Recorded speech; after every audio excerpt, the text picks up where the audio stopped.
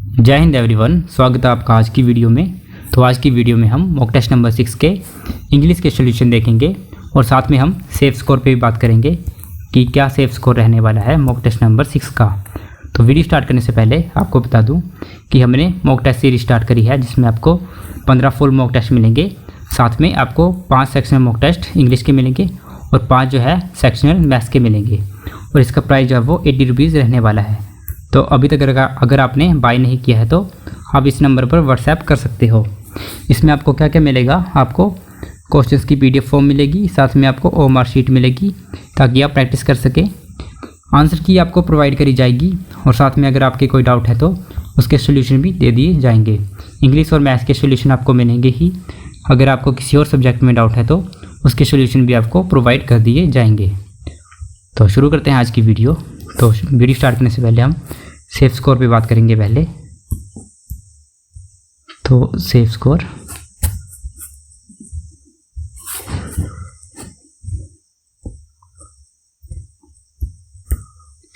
ये है mock test number 6 का। तो UR में हम बात करें OBC, EWS, SC, ST। UR में हम बात करें अगर आपके 60 प्लस है तो आप एकदम सेफ़ हो। OBC में 58 प्लस हो तो आप एकदम सेफ़ हो। EWS की बात करें और अगर आप EWS कैटेगरी से हैं तो अगर आपके 58 प्लस बन रहे हैं तो आप सेफ़ हैं। SC कैटेगरी से अगर आपके 54 प्लस हैं तो आप एकदम सेफ़ हो और ST में 52 प्लस आप एकदम सेफ़ हो। यह है एकदम सेफ़ होने का स्कोर। और अगर आप 52 से 60 में हो तो भी आप ठीक हो, मतलब अच्छे खासे आप प्रिपरेशन में हो। और OBC में अगर आपके 50 से 58 हैं तो भी आपका ठीक है, मॉडरेट है, चला है। 50 to 58 हम EWS में रख सकते हैं और 46 to 54 SC में एंड 44 to 52 ST में। और अगर इस स्कोर से अगर आपके सभी कैटेगरी में कम है, इससे कम है, जैसे 52 से कम है, अगर आप UR में है तो आपको ज़्यादा मेहनत करने की ज़रूरत है। वैसे अगर OBC में हो आप और आपके 50 से कम है तो आपको और ज़्यादा मेहनत करने की ज़रूरत है। तो इन सभी का आप ऐसे देख सकते हो। तो वीडियो स्टार्ट करते हैं आज की। पहला क्वेश्चन है हमारा,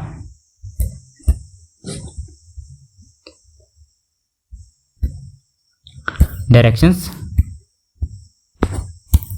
क्वेश्चन 1 to 3 डायरेक्शन दी गई हैं कि given below are a few sentences, identify part of speech of the underline words.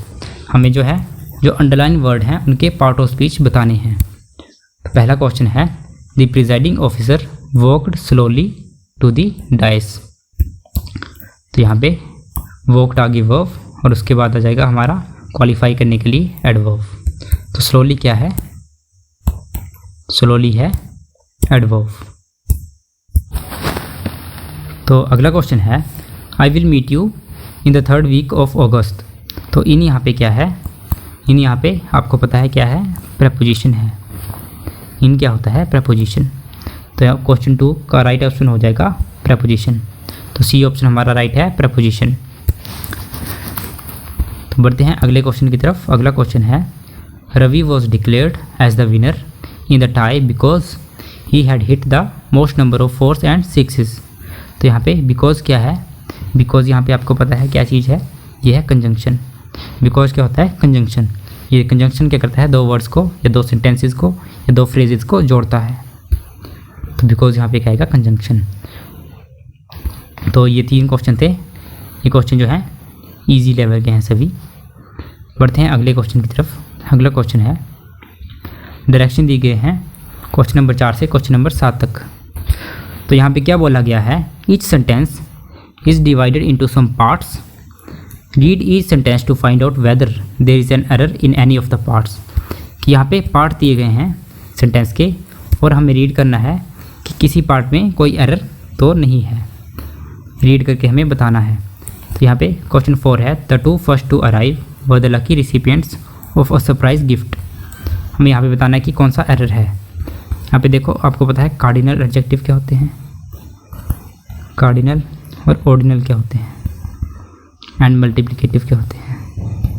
Cardinal, ordinal and multiplicative adjective. ये 3 होते हैं। तो कार्डिनल कौन से होते हैं? जो होते हैं 1 2 3, ये सभी हैं कार्डिनल। ऑर्डिनल में कौन से आएंगे? फर्स्ट सेकंड थर्ड, ये सभी आएंगे ऑर्डिनल में। एंड मल्टीप्लिकेटिव में कौन से आएंगे? डबल ट्रिपल, ये सभी आएंगे मल्टीप्लिकेटिव में। और जैसा कि आपको पता है सीक्वेंस क्या रहता है इनका सीक्वेंस रहेगा, पहले ऑर्डिनल आएगा, देन कार्डिनल, देन मल्टीप्लिकेटिव। ये इनका ऑर्डर रहता है, ये इनका ऑर्डर रहेगा। तो यहाँ पे क्वेश्चन में क्या किया है यहाँ पे इन्होंने कि पहले यहाँ पे द ऑर्डिनल मतलब फर्स्ट सेकंड आएगा पहले। तो यहाँ पे क्या है? द टू फर्स्ट, यहाँ पे जो है द के आगे इन्होंने पहले क्या लगाया है? कार्डिनल लगा दिया है, लेकिन यहाँ पे लगना ऑर्डिनल था, तो यहाँ पे एरर आ गया। तो ऑप्शन ए में एरर है। यहाँ पे क्या बनना था इसका? द टू फर्स्ट नहीं, the first two to arrive, first two से पहले आना था, the first two to arrive for the lucky recipients. यहाँ पे ऑप्शन ए में एरर है। तो ये था क्वेश्चन नंबर 4। बढ़ते हैं क्वेश्चन नंबर 5 की तरफ। क्वेश्चन नंबर 5 में क्या बोला है? ही एट नथिंग सिंस यस्टरडे। तो उसने कल से कुछ नहीं खाया है। तो कल से कुछ नहीं खाया है मतलब परफेक्ट टेंस में आया ये।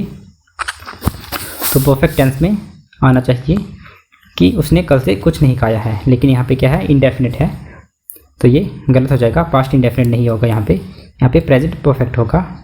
तो he has eaten nothing since yesterday. तो यहाँ पे ऑप्शन ए में एरर हो जाएगा। यहाँ पे कौन सा एरर आएगा? Option A. तो बढ़ते हैं अगले क्वेश्चन की तरफ। नेक्स्ट क्वेश्चन है unless you do not give the keys of the safe you will be shot.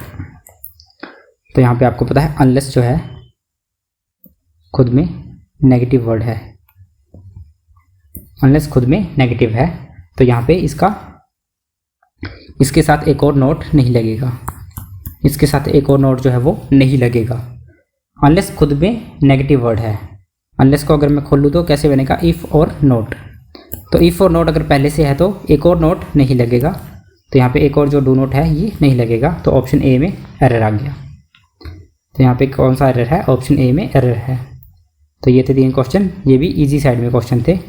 बढ़ते हैं अगले क्वेश्चन की तरफ। अगले क्वेश्चन बोलते हैं कि I have passed the examination 2 years ago। 2 साल पहले की बात है, फिक्स्ड टाइम की बात है कि I have passed the examination 2 years ago। Fix time की बात है, पास्ट के स्पेसिफिक टाइम की बात है, पास्ट के स्पेसिफिक टाइम की बात है 2 साल पहले की। तो यहाँ पे क्या आएगा? पास्ट इंडेफिनिट टेंस आएगा, लेकिन यहाँ पे परफेक्ट टेंस है, प्रेजेंट परफेक्ट है, तो ये गलत हो जाएगा। तो यहाँ पे क्या आएगा? I passed the examination 2 years ago। तो ऑप्शन ए में एरर आ जाएगा। तो ये एरर वाले क्वेश्चन हो गए। अब हम बढ़ते हैं आगे क्वेश्चन में। 8th क्वेश्चन में इसमें क्या बोला है? इन the following question active passive में दिया है और हमें इसको ट्रांसफॉर्म करना है एक्टिव या पैसिव में।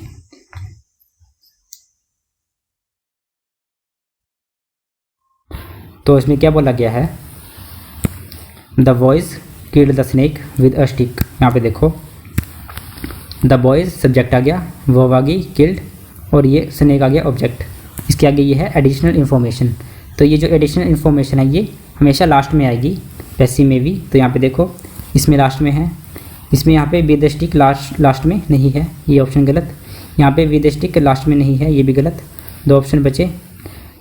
अब हमें 2 ऑप्शन में से सिलेक्ट करना है कौन सा होगा। The boys killed the snake, तो पहले क्या आएगा? द स्नेक ऑब्जेक्ट आ गया, वॉज या were killed by the boys.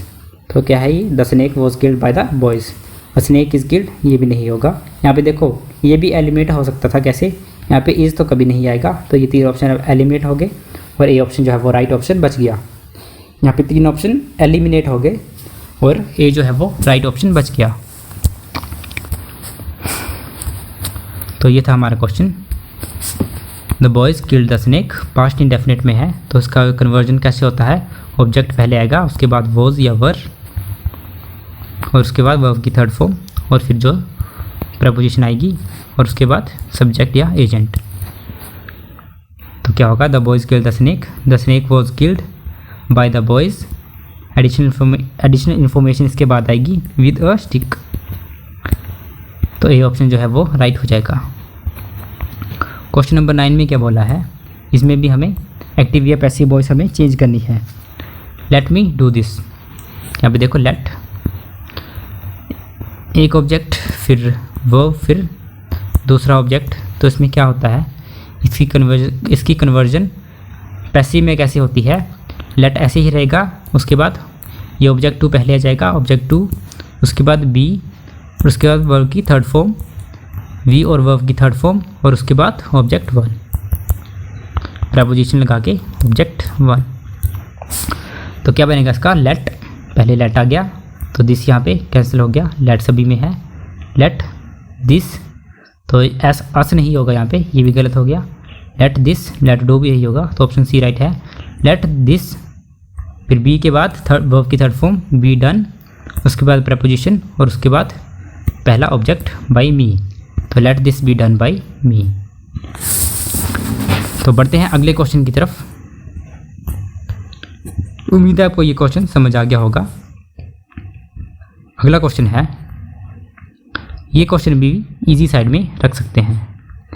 अगला क्वेश्चन है, हमें डायरेक्ट या इनडायरेक्ट स्पीच को डायरेक्ट को इनडायरेक्ट में या इनडायरेक्ट को डायरेक्ट में चेंज करना है।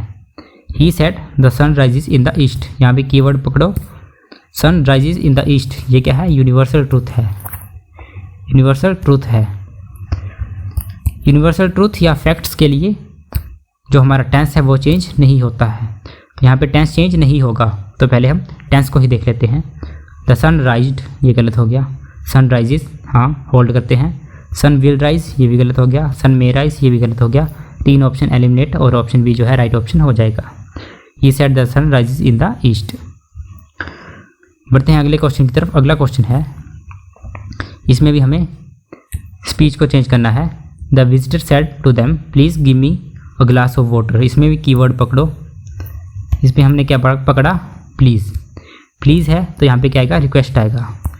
उसने बोला है please give me a glass of water, तो रिक्वेस्ट करी है, तो यहाँ पे पहले हम ऑप्शन में रिक्वेस्ट को ढूंढते हैं।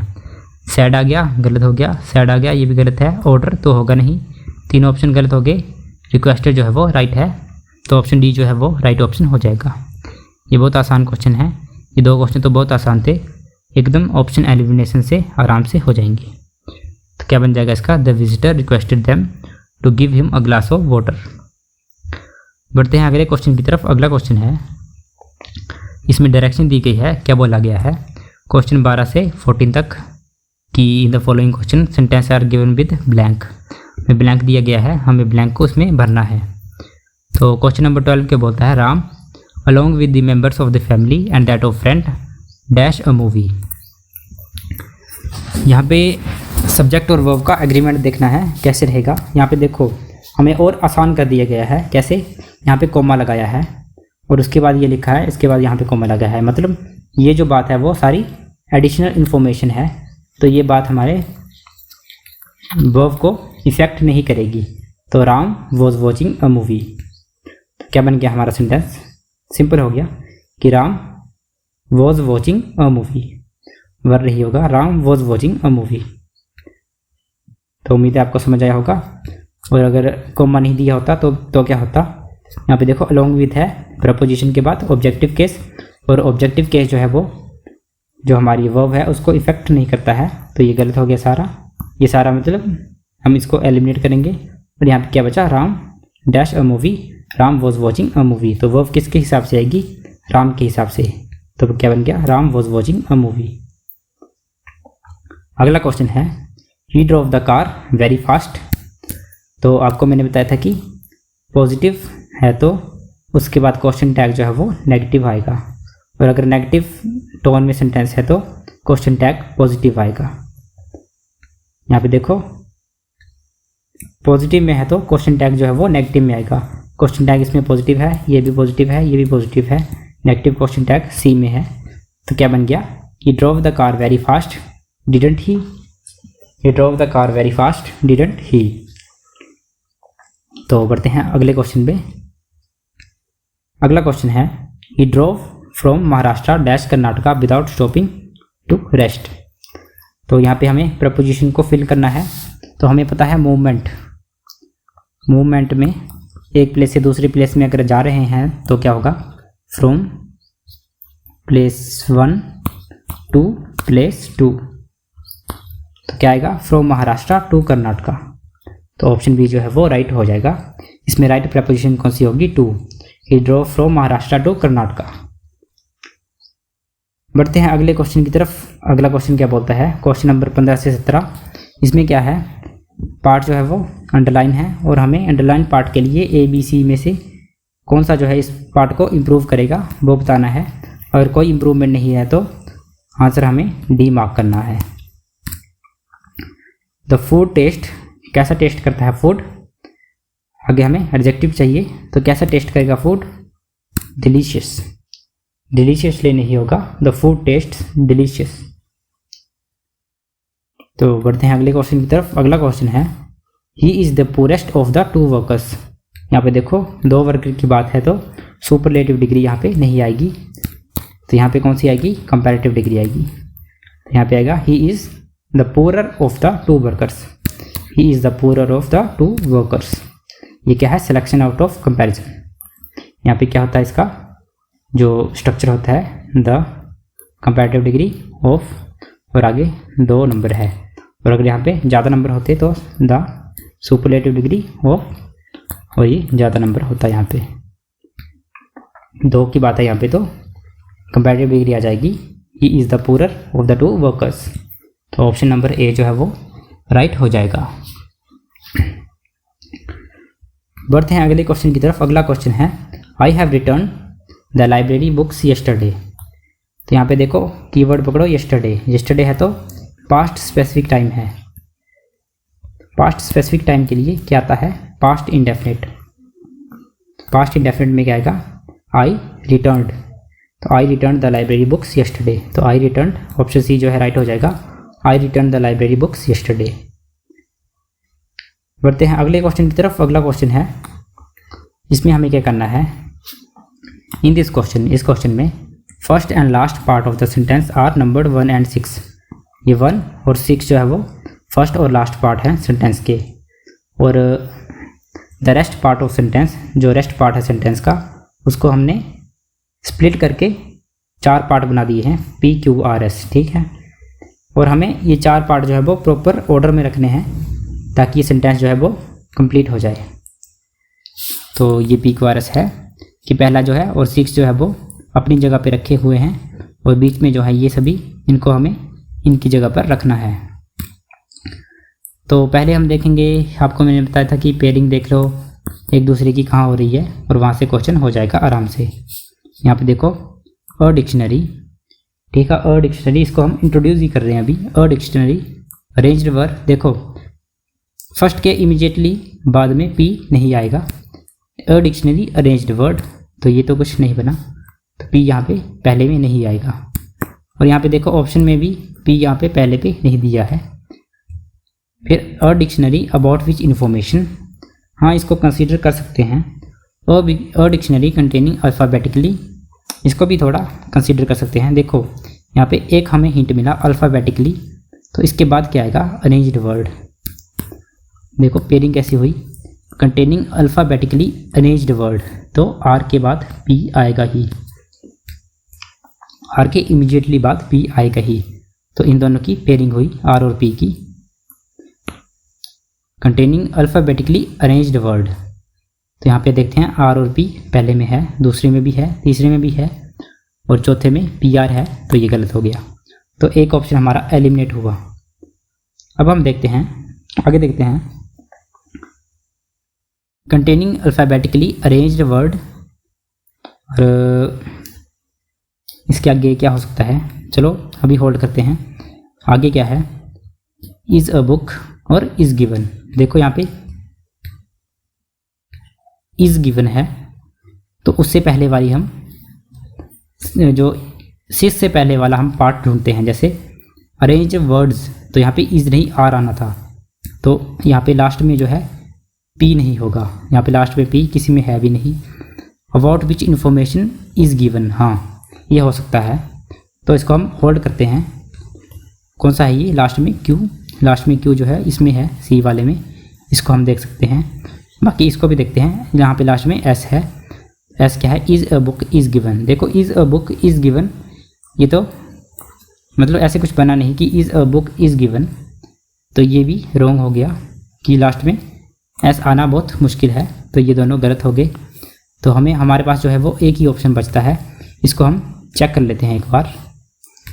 तो इसको चेक करेंगे और डिक्शनरी, ठीक है, उसके बाद एस है इज़ अ बुक, हाँ देखो इंट्रोड्यूस कर रहा है स्टार्टिंग में, a dictionary is a book, a dictionary is a book.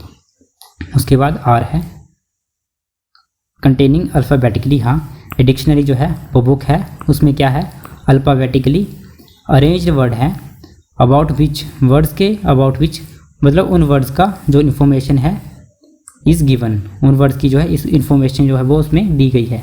तो क्या बना कि डिक्शनरी जो है वो बुक है, किताब है, जिसमें क्या है अल्फ़ाबेटिकली अरेंज्ड वर्ड हैं जिसके बारे में हमें इन्फॉर्मेशन दी जाती है। तो राइट ऑप्शन क्या हो जाएगा, option number C, option number C जो है वो राइट हो जाएगा। तो उम्मीद है आपको ये समझ आया होगा। आप यहाँ पे पेयरिंग बनाओ, एक दो पेयर बन गए आपके, तो समझ लो आपका क्वेश्चन जो है वो हो गया। तो बढ़ते हैं अगले क्वेश्चन की तरफ। अगला क्वेश्चन बोलता है चूज़ द करेक्ट सेंटेंस, हमें करेक्ट सेंटेंस को चूज़ करना है। The bouquet of flowers were beautiful, the bouquet of flowers were beautiful, the bouquet of flowers was beautiful, the bouquet of flowers are beautiful, the bouquet of flowers is beautifuller. देखो beautifuller तो होगा नहीं, तो ये तो गलत हो गया। और ये तीन बचे, ये तीन ऑप्शन बचे हमारे। तो बुके है हमारा, फ्लावर्स का बुके है, तो फ्लावर्स का एक बुके है, तो उसके लिए क्या लगेगा, यहाँ पे वर्ब क्या आएगी, सिंगुलर आएगी।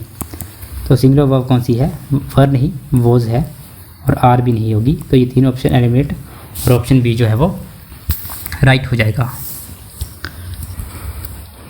अगर यहाँ पे लिखा होता कि फ्लावर्स, तो यहाँ पे प्लूरल वर्ब आती, लेकिन यहाँ पे बुके ऑफ फ्लावर्स है, तो एक बुके है फ्लावर्स का, तो उसके लिए क्या आएगी वर्ब सिंगुलर। तो सिंगुलर वर्ब इसमें कौन सी है, ऑप्शन नंबर बी वॉज। तो लास्ट क्वेश्चन है हमारा correct sentence, choose the correct sentence, sorry. She studies for her exam now now now now. यहाँ पे देखो कीवर्ड कौन सा है, नाउ, प्रेजेंट की बात है, तो कौन सा आएगा, कौन सा आएगा, present continuous, present continuous tense आएगा। तो क्या होगा इसमें, she studies for her exam now, ये गलत हो गया। She is studying for her exam now, ठीक है। सी वॉज पास्ट में नहीं आएगा, सी इज स्टडीड, ये भी गलत हो गया। कॉन्टिन्यूस कौन सा है, option number B, she is studying for her exams now, she is studying for her exams now. तो ये ऑप्शन नंबर बी जो है वो राइट ऑप्शन है। तो इसी के साथ हमारी इंग्लिश जो है वो, इंग्लिश की सेक्शन ख़त्म होती है। इसके बाद आपको मैथ्स की सेक्शन भी मिल जाएगी। तो आपको पता है कि हमारी मॉक टेस्ट सीरीज़ है, अगर आप ज्वाइन करना चाहते हैं तो यहाँ पे व्हाट्सएप करके ज्वाइन कर सकते हैं। तो मिलते हैं नेक्स्ट वीडियो में, तब तक के लिए शुक्रिया, और हमारी वीडियो को लाइक कर दें और चैनल को सब्सक्राइब कर दें। शुक्रिया।